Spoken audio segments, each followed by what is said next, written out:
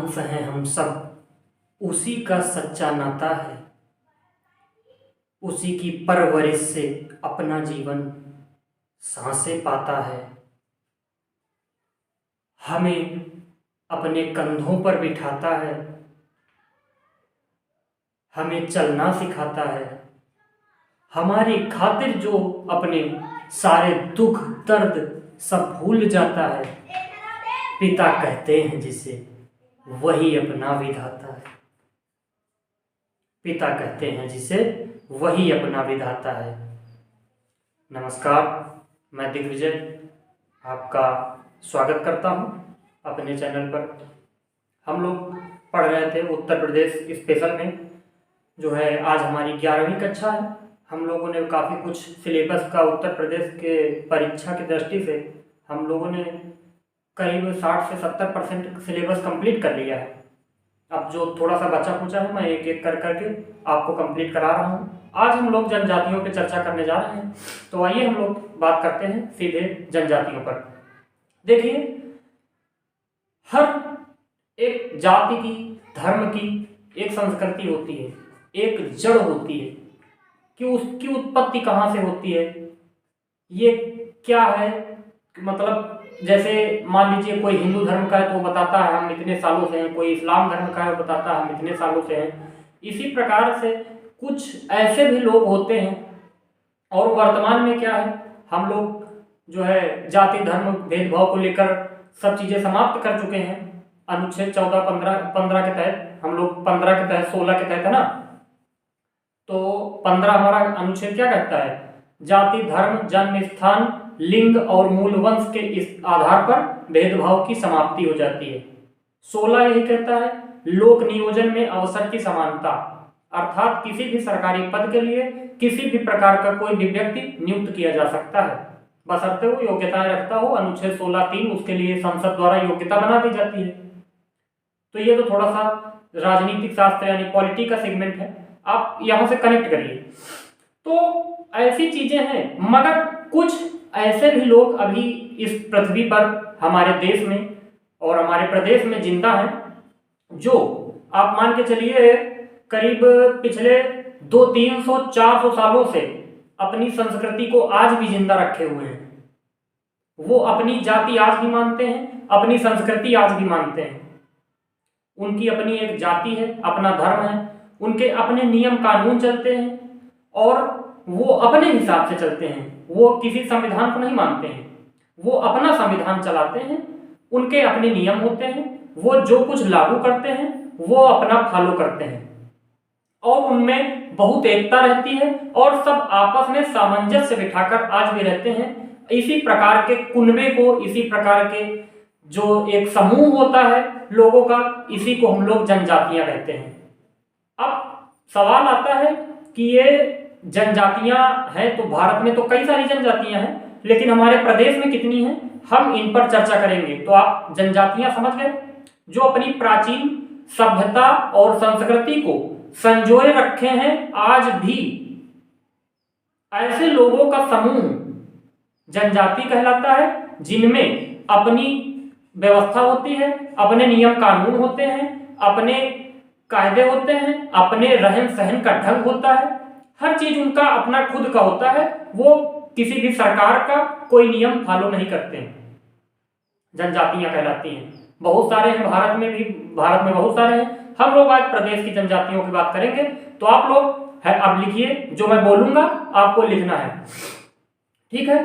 तो आप लिखेंगे, पहले तो आप स्क्रीनशॉट आप लेना चाहें तो ले लीजिए। वैसे ये मैंने एक संक्षिप्त में लिख दिया है, मैं आपको एक्सप्लेन कर रहा हूं, आपको इसको देख के नहीं लिखना है। लिखना चाहे आप लिख सकते हैं, स्क्रीनशॉट इसका ले सकते हैं आराम से, ठीक है।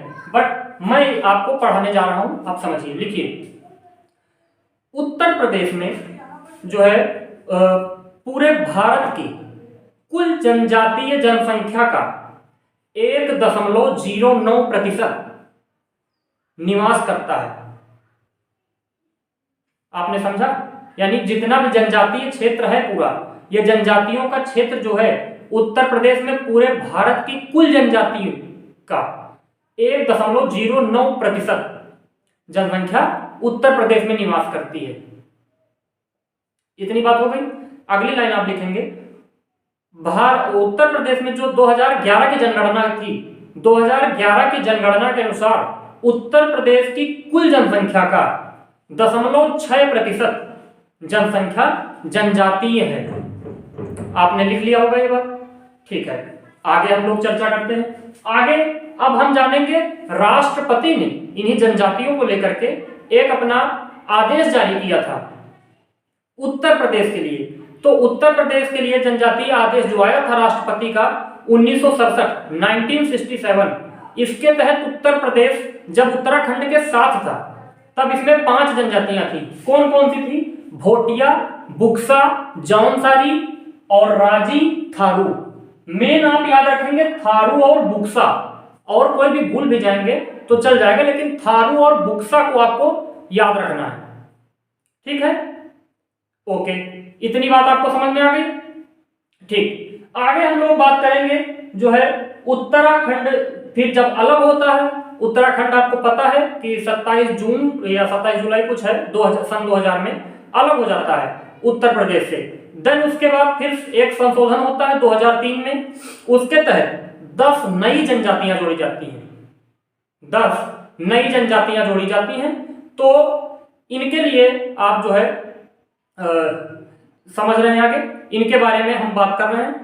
अब इनके बारे में आप जब चर्चा करी जाएगी आपसे, तो 10 को हम आई थिंक बाद में करते हैं। पहले ये जो है हमारी प्रमुख इन्हीं को जान लेते हैं, बुक्सा और थारू, ठीक है, या जो 5 हैं पहले इनके बारे में चलते हैं।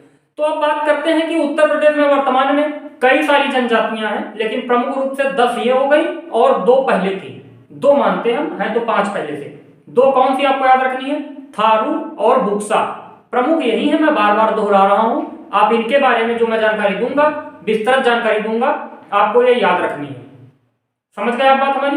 ठीक है। आप लिखेंगे उत्तर प्रदेश में सबसे ज्यादा जनजातीय वाला शहर कौन सा है? तो लिख लीजिए, पहला शहर है सोनभद्र, लिख लिया होगा। दूसरा शहर आप लिखेंगे, दूसरा शहर आपका पड़ेगा बलिया, आप बलिया लिख लीजिए दूसरा शहर। फिर सवाल आता है, सर सबसे कम जनजातीय जनसंख्या वाला शहर कौन सा है? तो आप उसका नाम लिख लेंगे। उसका नाम आपका पड़ जाएगा, यहां पीछे लिखा होगा, आप पढ़ लेंगे, पड़ता है बागपत। बागपत है सबसे कम जनजातीय जनसंख्या वाला। इसके बाद आपका जब पूछ लिया जाता है ऐसा भी कोई जिला है जिसमें जनजातीय जनसंख्या पाई ही ना जाए, वो कौन कौन से हैं? जालौन और फैजाबाद। आप ये देख रहे हैं, जालौन और फैजाबाद। बात समझ में आ गई आपको? ठीक है। इसके बाद अब सबसे बड़े जनजातीय समूह कौन से हैं? तो सबसे बड़ा उत्तर प्रदेश का जनजातीय समूह है गोंड, जिसकी जनसंख्या है 5,69,035 व्यक्तियों का यह समूह है, गोंड जनजातीय समूह का। इसके अंदर कई सारी जनजातियां छोटी छोटी आती हैं। इसके बाद आती है आपकी खरवार।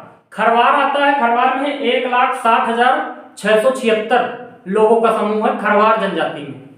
कहीं कहीं खरवार कहा जाता है, कहीं कहीं खैरावार कहा जाता है, कहीं कहीं खारवार मिलेगा आपको, ठीक। बात एक ही है। फिर थारू, थारू जो हमारे महत्वपूर्ण है, तो थारू में 1,05,291 लोगों का समूह है। ये 2011 की जनगणना के आंकड़े हैं, नया कोई आंकड़ा नहीं है, ठीक है। तो अब हम लोग एक एक करके चर्चा कर लेते हैं। थारू जनजाति आप डालेंगे, पहले थारू समूह डालेंगे, थारू समूह हेडिंग डाल दिया। अब आप उसमें लिखेंगे थारू समूह की महत्वपूर्ण जो जनजाति है उत्तर प्रदेश में जो पाई जाती है उसका नाम है थारू, ठीक।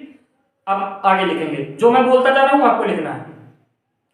थारू समूह की जनजाति उत्तर प्रदेश में वर्तमान में सिर्फ तराई के क्षेत्रों में और थोड़ा सा गोरखपुर क्षेत्र में पाई जाती है, क्योंकि इसकी वास्तविक जो जनसंख्या है यह उत्तर प्रदेश से विभाजित हुए राज्य उत्तराखंड में प्लस नेपाल में पाई जाती है इसकी जनसंख्या मुख्य रूप से, ठीक है।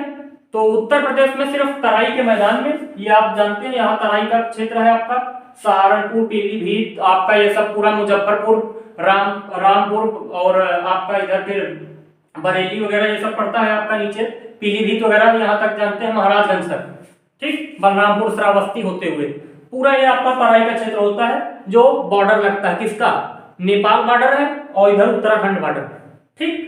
मुख्य रूप से इस क्षेत्र में पाई जाती है, यानी आप कह सकते हैं थारू जनजाति तराई क्षेत्र में पाई जाती है। बात इतनी समझ में आ गई। इसके बाद थारू जनजाति के बारे में आप लिखेंगे कि थारू जनजाति किस वंश से आती है। तो थारू जनजाति भैया किरात वंश से आती है। मैं आपको थोड़ा सा डोनेट करते चलता हूं, 1 मिनट आप रुकेंगे। कहाँ है, ये रहा, किरात जनजाति से पाई जाती है। किरात, मैं यहां लिख लूं क्या, खैर आप यहां दिख रहा होगा, वैसे ये लीजिए, किरात, किरात वंश से आती है। दूसरी बात, थारू जनजाति के लोग, जो हम लोग दीपावली एक इतना बढ़िया दीपोत्सव मनाते हैं, खुशी का त्योहार मनाते हैं, यह दीपावली को शोक पर्व के रूप में मनाते हैं और इस दिन अपने पूर्वजों को याद करते हैं, उनकी अस्थियों को मतलब जो है पूजा वूजा करते हैं, उनकी हड्डियों को, अस्थियों को जो है राख को मटके में भरे रखते हैं, उसकी पूजा करते हैं, उस दिन अपने पुरखों को याद करते हैं। और इस प्रक्रिया को, इस प्रथा को उनके समूह में रोटी कहा जाता है। आप लिख लेंगे, मैंने रोटी, इस प्रक्रिया को रोटी कहा जाता है, रोटी ब्रेड जानते हैं, ठीक। आगे इनमें एक प्रथा चलती है, वो जो विवाह की प्रथा होती है, ठीक है, कहीं कहीं गंधर्व विवाह पड़ता है, कहीं कहीं कैसे कैसे विवाह होते हैं, आप लोगों को पता है, जो सोशियोलॉजी पढ़े उनको पता होगा। तो इनमें बदला विवाह की प्रथा चलती है, ठीक है, बदला विवाह की प्रथा चलती है। बाकी हम जब जनजातियां पढ़ाएंगे तो वहां अच्छे से बताएंगे, अभी हमारे पास इतना समय नहीं है, आप बस ऊपर की बात पढ़ लीजिए, तब बताएंगे क्या होता है बदला विवाह, ये विवाह वो विवाह, तो सोशियोलॉजी वालों को पता भी होगा। उसके बाद बदला विवाह, ये इनका मुख्य भोजन जो है चावल है। चावल बहुत पैदा होता है क्योंकि तराई का क्षेत्र है, आप जानते हैं बारिश यहाँ इतनी ज्यादा होती है, इस वजह से तराई के क्षेत्र में चावल की खेती बहुत अच्छे से होती है, धान और गन्ना यहाँ प्रसिद्ध है। तो आप जानते हैं चावल की खेती होती है, चावल से ये लोग क्या बनाते हैं, मदिरा बनाते हैं। उस मदिरा का नाम जानते हैं, जाड़ कही जाती है, जाड़, ये जाड़, जाड़ ठंडी वाला जाड़ नहीं, ये जाड़ मदिरा का नाम है, ठीक। अगला है, आप जानेंगे ये एक त्योहार मनाते हैं, पर्व बजहर, आप यहां पे लिख पा रहे हैं, ये बजहर नामक त्योहार मनाते हैं। इसके बाद इनको शिक्षित करने के लिए फिर हमारी प्रदेश सरकार ने, उत्तर प्रदेश सरकार ने एक सिस्टम सोचा कि इनको शिक्षित करने के लिए कुछ उपाय किया जाए। तत्पश्चात हुआ क्या, हुआ ये कि आपका लखीमपुर क्षेत्र है, यहाँ पर आप जानते हैं लखीमपुर खीरी, यहाँ पर थारू जनजाति के लिए एक महाविद्यालय खोला गया जिसमें इन लोगों को शिक्षित किया जा सके। बात समझ रहे हैं, प्रदेश सरकार ने इसके लिए कदम उठाया। इसी चलते ये सब तो बातें ही हैं, प्लस तो इससे अब ये लोग पढ़ने लगे, शिक्षित होने लगे। आगे बात करते हैं, ये किसको पूजते हैं, देवी काली और बाबा महादेव को पूजा करते हैं भैया, ठीक है। तो इससे स्पष्ट है कि ये विष्णु भगवान को नहीं मानते हैं। इसी से स्पष्ट ये भी होता है कि ये दीपावली को शोक पर्व के रूप में मनाते हैं। क्लियर हो गया होगा। आगे जानते हैं, थारू विकास परियोजना 1980 से चल रही है। इनको डेवलप करने के लिए सरकार निरंतर प्रयास कर रही है, हमारी केंद्र सरकार और राज्य सरकारें। धीरे धीरे सब चीज पटरी पे आ जाएगा, ये भी संविधान का पालन करेंगी, नियम कानून से चलेंगी, सरकार इनकी सहायता करेगी, रोड सड़कें, मतलब सड़कें, बिजली, पानी सब व्यवस्था करेगी सरकार। धीरे धीरे सब कुछ सही हो जाएगा। तो ये आपने पढ़ा, थारू जनजाति के बारे में पूरा एक्सप्लेनेशन आपने समझ लिया होगा, ठीक है। आगे हम बात करते हैं दूसरी जनजाति, जौनसारी जनजाति। जौनसारी जनजाति में उत्सव मनाया जाता है। कौन सा उत्सव मनाया जाता है, एक क्या कई हैं, बिक्सु, उसके बाद पंचोई, दियाई, नाम थोड़ा सा अजीब है, बिक्सु, पंचोई और दियाई, बिक्सु, पंचोई, दियाई, ये 3 उत्सव मनाए जाते हैं। इसके बाद आप जानते हैं ये नृत्य भी कुछ करते हैं, इनके कुछ नृत्य हैं जो है कौन से, रासो, झेला, जंगबाजी, सराई, अंडे, कांडे। एक नृत्य, इनका नृत्य है रासो, झेला, जंगबाजी वाला नृत्य होता है ठीक है। एक सराई है और एक अंडे कांडे, ये भाई नृत्य है जनजातियों का, आपको याद कर लेना है ठीक। ये वैसे इतनी महत्वपूर्ण नहीं है, मैं बता देता हूं आपको, फिर भी अगर आप पीसीएस वगैरह की तैयारी कर रहे हैं तो आप बेशक इनको याद करिए, फिर उसमें कोई डाउट नहीं, फिर कुछ नहीं छोड़ना है, सब पढ़ना है। महागीर जनजाति, एक है महागीर जनजाति, ये बिजनौर क्षेत्र में पाई जाती है, जहां की बुक्सा भी है, अभी आगे चर्चा करते हैं। नोट करिए, ये इस्लाम धर्म को मानती है, एकमात्र जनजाति है जो इस्लाम धर्म को मानती है, आप ये भी याद रखें। महागीर जनजाति, उत्तर प्रदेश की मैंने बात की और किसी नहीं, उत्तर प्रदेश की एकमात्र जनजाति महागीर जनजाति बिजनौर क्षेत्र में पाई जाती है, जो इस्लाम धर्म को मानती है ठीक है।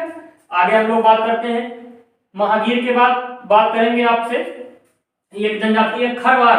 खरवार जनजाति जो है ये कहां पाई जाती है, इसका एक्चुअली मेन क्षेत्र जो है, जो मुख्य क्षेत्र है वो है सोनभद्र। सोनभद्र में इस जगह पर ये सोनभद्र का प्रमुख क्षेत्र है, परंतु ये अन्य क्षेत्रों में भी पाई जाती है, जैसे देवरिया, बलिया, यहां भी पाई जाती है, यानी देवरिया, बलिया, कुशीनगर में नहीं पाई जाती, सॉरी, देवरिया, बलिया के बगल में गाजीपुर, इन क्षेत्रों में पाई जाती है, बनारस वगैरह में, गाजीपुर, बलिया, देवरिया, सोनभद्र, वाराणसी। मूल निवास स्थान इनका जो है आपका कहां से है, इनकी उत्पत्ति कहां से है, तो झारखंड में आप जानते हैं पलामू डिस्ट्रिक्ट है, पलामू दिख रहा होगा कोई, पलामू क्षेत्र झारखंड में है। एक्चुअली झारखंड में 2-3 क्षेत्र हैं जो बॉक्साइट के लिए प्रसिद्ध हैं, उनमें से पलामू भी एक महत्वपूर्ण क्षेत्र है, आपको पता होना चाहिए। जब मैं भारत के भूगोल में खनिज पढ़ाऊंगा तो वहां बताऊंगा, बॉक्साइट के लिए पलामू का नाम जरूर लूंगा। पलामू है, लोहरदगा है, ये सब क्षेत्र आते हैं बॉक्साइट के लिए ठीक। अभी थोड़ा सा बता दिया है, फिर भी अगर जान लेंगे, लिख लेंगे एक लाइन में कहीं नोट बना के कि पलामू और लोहरदगा झारखंड में बॉक्साइट के उत्पादन के लिए प्रसिद्ध है। तो पलामू जो झारखंड में है वहीं पर इनकी मूल उत्पत्ति मानी जाती है, किसकी, खारवार जनजाति की। इनके प्रमुख देवता कौन से हैं, इनके प्रमुख देवता ऐसे हैं जिनको हम लोग शायद नहीं जानते, मैं नहीं जानता हूं, आप जानते हो तो मेरे जानते हो। इनके प्रमुख देवता में है गोरैया, चिड़िया नहीं आती है गौरैया, स्पैरो। एक आता है वनसंती देवता, वन वाले देवता होंगे कोई। एक है दूल्हा देव, आई होप तो दूल्हा देव महादेव का नाम हो सकता है, लेकिन पता नहीं। और एक है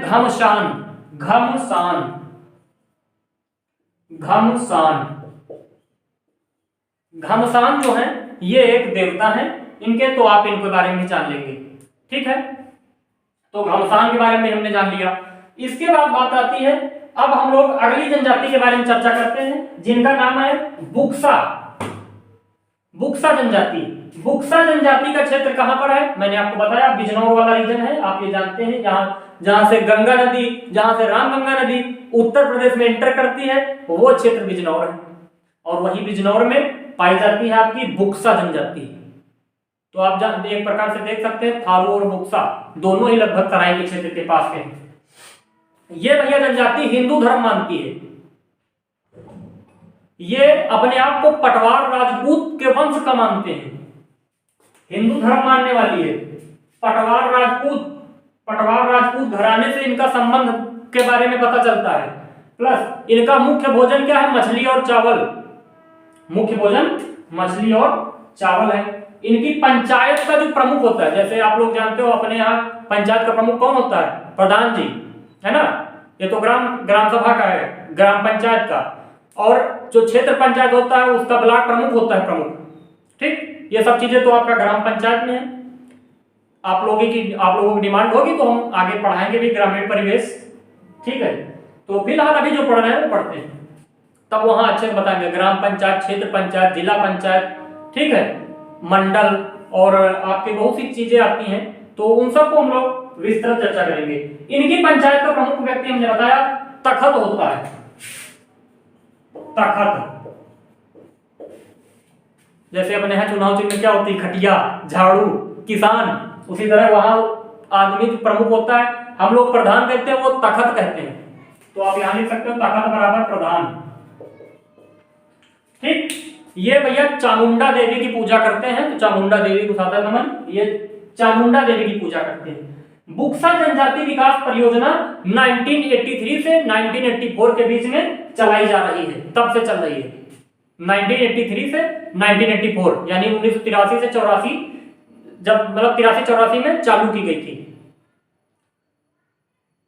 ठीक, इतनी बात आपको समझ में आ गई होगी, उम्मीद करते हैं। अब हम लोग आगे जो बची जनजातियां हैं इनके बारे में चलिए लिख देते हैं, तो मार्कर उठा लेते हैं। ठीक, तो अब हम लोग इनके बारे में जान लेते हैं जो बची हैं।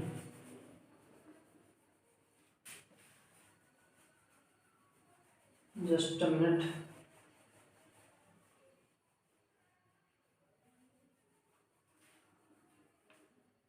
आइए, तो हम लोग एक एक करके जान लेते हैं। जो बची जनजातियां हैं 7-8 हैं जो बची हैं, जो मतलब 2003 में जो शामिल हुई है, उनमें आपको मैं यहाँ पे लिख कर ही समझा देता हूँ, या चलिए ऐसे ही बता देता हूँ। देखिए, पहली है आपकी एक ललितपुर में पाई जाती है जिसका नाम है सहरिया। सहरिया सहरिया जो है आपकी वो ललितपुर में है। ये सब 2003 के अकॉर्डिंग है। अब जो भी आप हेडिंग डाल देंगे 2003 में शामिल। ठीक, सहरिया। सहरिया के बाद एक जनजाति है पगरिया। पगरिया यहां पे है आपकी सोनभद्र में। पगरिया पगरिया पगरिया आपके सोनभद्र में। इसके बाद एक और पाई जाती है बैगा। बैगा भी सोनभद्र में है। अगरिया, अगरिया भी सोनभद्र में है। पगरिया, बैगा, अगरिया, नाम आपको समझ में आ रहा हो, ये बैगा लिखा है, बैगा, और नीचे वाला अगरिया। अगरिया तो दिख ही रहा होगा। इसके बाद हम लोग आगे बात कर लेते हैं चेरो। जो है चेरो आपकी कहां पाई जाती है? चेरो हाँ, सोनभद्र और चंदौली। तो ये आपका यहां पर आप जानते हैं चंदौली पड़ता है, चंदौली, और ये सोनभद्र है। तो यहां पर एक पाई जाती है चेरो। इसको याद करने की ट्रिक अच्छी है। कहां कहां मैं इसको लिख देता हूं, सोनभद्र प्लस चंदौली। सोनभद्र और चंदौली में चेरो, चेरो चंदौली, चेरो चंदौली। तो आप देख पा रहे हैं, चाहे चेरो की बात कर लें, पगरिया की बात कर लें, अगरिया की बात कर लें, और गैबा की बात कर लें, बैगा, बैगा, पगरिया, अगरिया और चेरो, सब जो है आपकी कहां मिल रही है? सब आपकी मिल रही है सोनभद्र में। सिर्फ चेरो जो है साझा कर रही है, चंदौली तक भी पहुंच चुकी है। इसके बाद आगे बात कर लेते हैं, एक जनजाति है भुइया। भुइया, भुइया, भुइया भी कहां पाई जाती है? सोनभद्र में। तो आप ये भी देख रहे हैं, मैंने पहले भी बताया था सर्वाधिक जनजातीय जनसंख्या वाला क्षेत्र जिला कौन सा है, तो वो आपका सोनभद्र है। तो आप देख पा रहे हो, इसलिए भुइया हो गई। एक और पाई जाती है पंखा। पंखा भी शामिल की गई है। पंखा कहां शामिल की गई है? एक सेकंड, इसका नाम, हाँ, ये भी सोनभद्र में ही है। पंखा, पंखा भी सोनभद्र में ही है। ठीक, तो आप देख पा रहे हैं ज्यादातर सोनभद्र में ही है, नहीं शामिल की गई। तो आप इनको जो है एक बार मेरे साथ रिपीट कर लीजिए, कौन कौन सी हैं? सहरिया, सहरिया ललितपुर, उसके बाद बैगा, बैगा के बाद दूसरी जो है आपकी बैगा, पगरिया, फिर अगरिया, पगरिया, अगरिया, बैगा, चेरो, चेरो चंदौली प्लस सोनभद्र, उसके बाद भुइया सोनभद्र, पंखा सोनभद्र। तो आपने देखा ये शामिल की गई जनजातियां थी जो हमारे उत्तर प्रदेश में 2003 के संशोधन के तहत शामिल की गई। आप स्क्रीनशॉट ले लीजिए एक बार, अच्छे से ले चुके होंगे। तो आज का सेशन आपको कैसा लगा? मैंने तो अपना काम भैया कर दिया, देखो पढ़ा भी दिया अच्छे से। ठीक है, अब आपको कैसी लगी क्लास, बस आप कमेंट में यही आपकी प्रतिक्रिया मुझे चाहिए।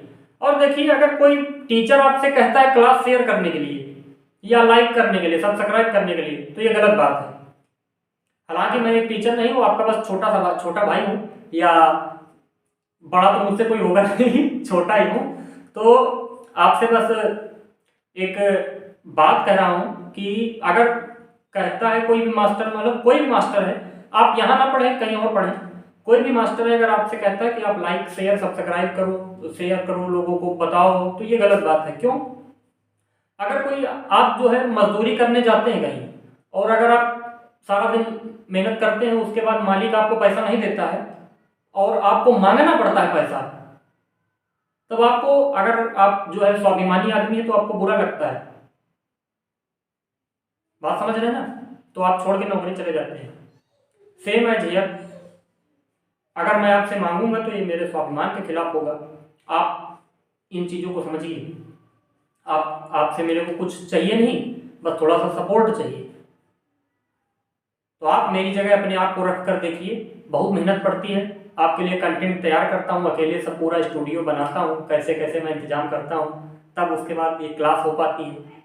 इसका थोड़ा सा सम्मान करिए। अगर आपको लगता है अच्छा है तो आप जुड़िए, लोगों को पहुंचाइए, बात कहिए। अगर आपको नहीं अच्छा लगता है तो आप बेशक डिसलाइक भी करिए। अगर धोखे से सब्सक्राइब हो गया हो तो वो भी मतलब अनसब्सक्राइब कर दीजिए और चैनल छोड़ के जाइए, कहीं अच्छी जगह पढ़िए जहां आपको इससे अच्छा पढ़ाया जा रहा होगा। फिलहाल मैं आपके लिए दिल से मेहनत कर रहा हूँ, सब कुछ फ्री पढ़ा रहा हूँ, मैं वो चीज़ दे रहा हूँ फ्री में जो आपको लोग पैसे से दे रहे हैं, ये मैं जानता हूँ। और आप कब जानोगे? जब मेरी क्लासेस आप पूरी देख लोगे, आपको पता चल जाएगा मैंने आपके लिए मेहनत की है।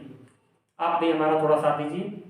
मिलेंगे हम लोग अगली कक्षा में, ठीक है? आपका जो आपने कीमती समय यहाँ पर दिया उसके लिए बहुत बहुत धन्यवाद।